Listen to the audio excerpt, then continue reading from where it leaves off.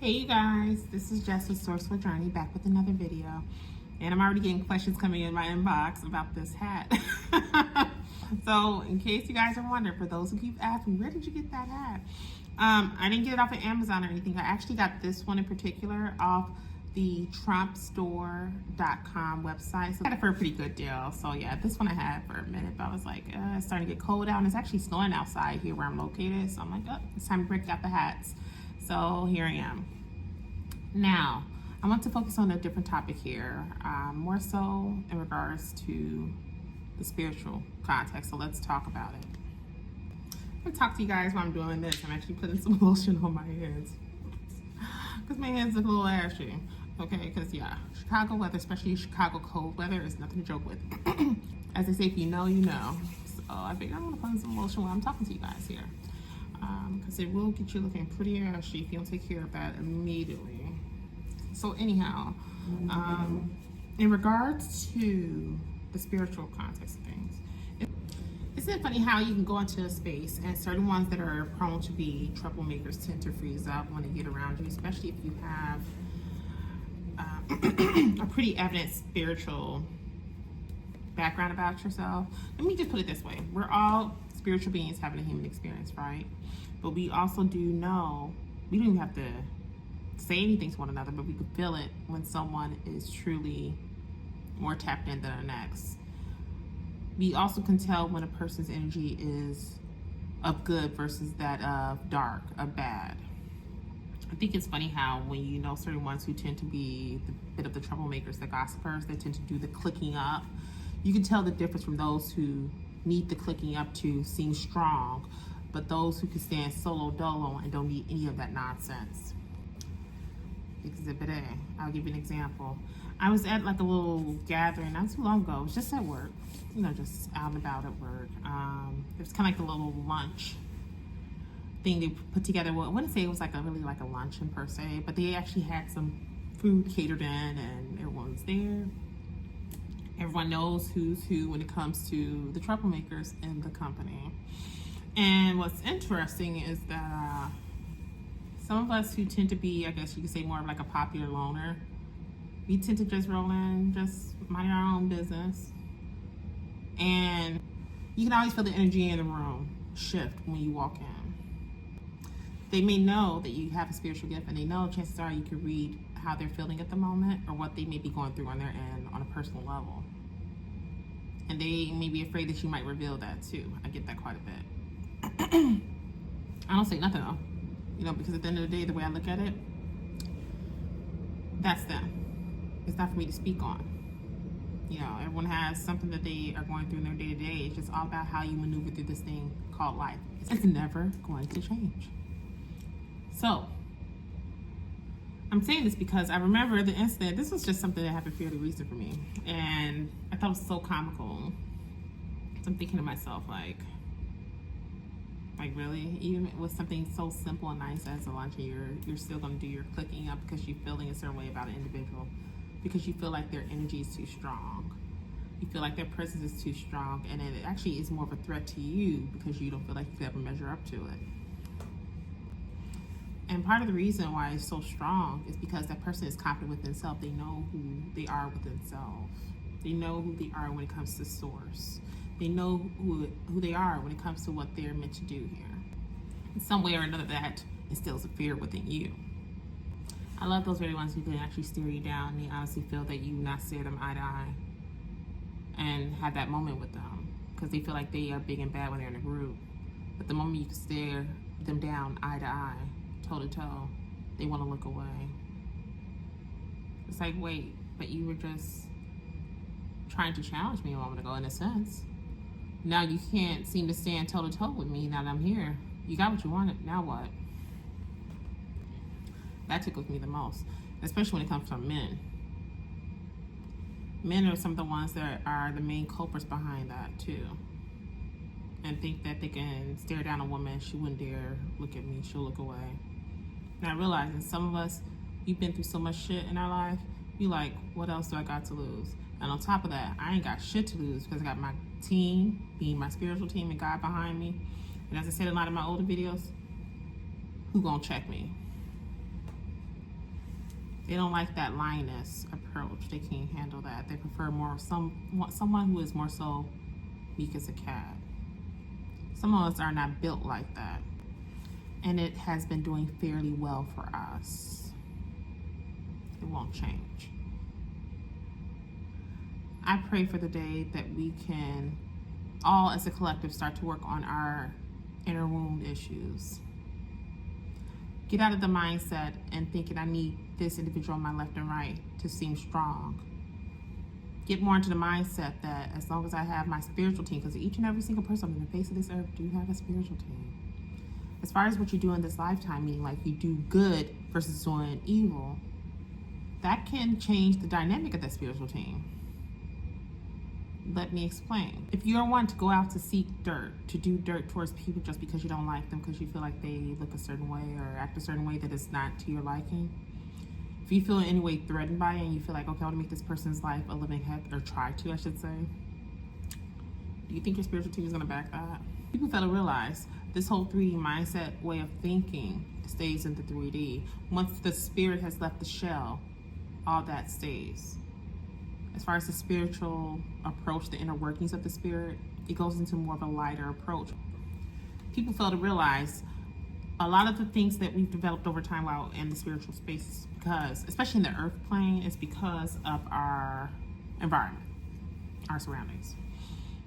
Once the spirit has left this shell, and the shell is here, and it goes back to where it was before in regards to the ethers, where there wasn't much of a struggle or plight that we had to deal with there. It was more like a city of gold. Think of it in the biblical context, how when they say when one passes on and they go to heaven, how the streets are lined with gold. There's no sense of worry or concern there, things like that. It's that same context. All this stuff that we deal with here in our day-to-day, it's more so 3D issues. That's what it is. The moment the spirit, because remember, every single person on the face of this earth is a spiritual being having human experience. The moment that the spirit leaves this vessel, this shell, it goes back into the space where they didn't have to deal with these 3D issues. So when you talk about your spiritual team, that's even of the dark too. Let's expand on that. When you talk about your spiritual team, both dark and light, they know who's who when it comes to the various spirits that are running these vessels. And if you have the audacity to even try to drum some stuff up, to try to come attack a person that hasn't done anything to you, who happens to have a certain calling on their life, and who happens to have a certain spiritual presence dwelling within them that is not of trying to start nonsense. People got to realize they can see all that in advance, and more than likely they're going to turn their backs on you, your very own spiritual team. Ain't that some shit? Not for some of us, though, that's in the spiritual plane, not a lot of us who are on the side of right, but more of, ain't that some shit for you? Because the reality of it all, you thinking that you big and bad, and you got your clique, you got Joe and Schmo on your left and your right, and you honestly think that, oh, I'm spiritually protected too, I know how to do that too, and don't realize your spiritual team is turning their back on you because they know you're gonna catch a smackdown like no other from that person's spiritual team. And I can assure you, if they had a spiritual calling on their life and they also have a certain rank from their previous lives, and they're here in this space and you trying to make it difficult for them in some form or another, so you think, you're going to catch that ass whooping whether you like it or not. That's why I say in a lot of my videos, you have to be careful. So I say all that to say, I just think it's funny because I've noticed this over the years in my own life, where sometimes, and I've never been one to go out seek vengeance and try to start shit with people, and I've always been one, for the most part, that tend to be solo dolo, because I know, especially if you're very spiritually sensitive, you could pick up on energies quickly in rooms, whether they're standing there physically in a meat suit or not. A lot of us tend to like steer away from doing the clique thing, the group thing, because we know when the energy is not right. And if it's not pure, and not saying everyone's walking around pure, don't get me wrong, but when your intentions aren't right, and we know that your intention is to antagonize or scare a person or attempt to scare a person, it's like, why would I want to have any dealings with that? I remember when I was at the little gathering, the little lunch that they had, this one guy had the audacity to try to offer me some lemonade or something. I looked at him like, are you fucking serious? I didn't say it, but I'm thinking this shit. Like this, I almost said the N word. I'm like, are you serious? Because he was a black dude. I'm like, are you kidding me right now? The audacity. No, thank you. I'll drink my water. I couldn't believe what I was hearing. And knowing I don't even talk to this dude, and part of the reason is because I don't like the crew that he messes with. Troublemakers. So I flipped the script on him and say, hey, I think so-and-so is going to be coming in here shortly. Maybe you can offer her some. That was it. And I kept it moving. Like, first and foremost, you never offered me anything. Now all of a sudden you're trying to offer me something to drink. Why would I even take anything off your hand? Why would I even take a breadcrumb from your hands? Man, I know what type of energy this man carries. I know what type of people he deals with and how he is when he does the whole clicking thing. I don't like people like that. If you can't stand on your own without being surrounded by people to try to show that you're big and bad, you ain't the type of person I want to rub elbows with. With all that being said, you guys, continue to be you. I know sometimes even with myself in my day-to-day, my energy can kind of like, it could be a little off-putting to some people because they don't know how to handle it. Again, it's more of a lioness approach. I'm not going to change that for nobody.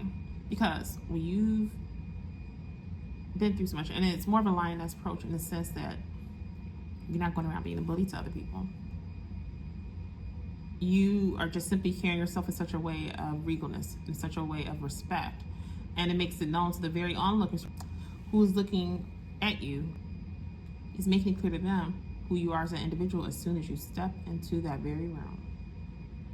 And to know that you're all about respecting one another, you better think twice about the idea of whether to play in your face or not. That's all it is. Chances are when you come in with that same level of approach and respect towards them, they'll understand. They'll meet you halfway on it. But then you got a few of those foolish ones that want to try it and test you. And once they do, they may run away with their tail wagging between their legs. And sadly enough, some of them are stupid enough to try it again. Usually the second or third time they figure it out and say, okay, this is a no-go. This person ain't gonna break. They're not gonna bend to my liking. You damn right. It's a no-go. At the end of the day, people respect you. They respect how you move, and they know to move differently around you. That is all for this quick video, you guys. So don't forget to like, share, and subscribe if you haven't done so already. And again, I can't say it enough. Continue to be that one. Continue to be that lion or lioness. I say the lion or the lioness of the light. You understand? Don't bend. Don't try to change up who you are just to try to appease others and join their clique. There's no time for that. Because as I mentioned in one of my older videos, several of my older videos to be exact, when you came into this plane in this lifetime, did you know anyone, whether it's relatives or not, did you know any of them from Adam? We all know the answer to that. It is a huge hell no. If your energy is so loud, it's loud for a reason. Embrace that shit. I'd like to also welcome all the newcomers who are joining my pages. Just know I see you guys and I do appreciate you. Consultations are still open, and for a lot of you who are not aware that are joining my pages, I'm actually in the field house when it pertains to keynote speaking as well as motivational speaking. So all that detail will be located on my website. I'm sending you guys off with love and light, and I will see you in the next video. Be blessed.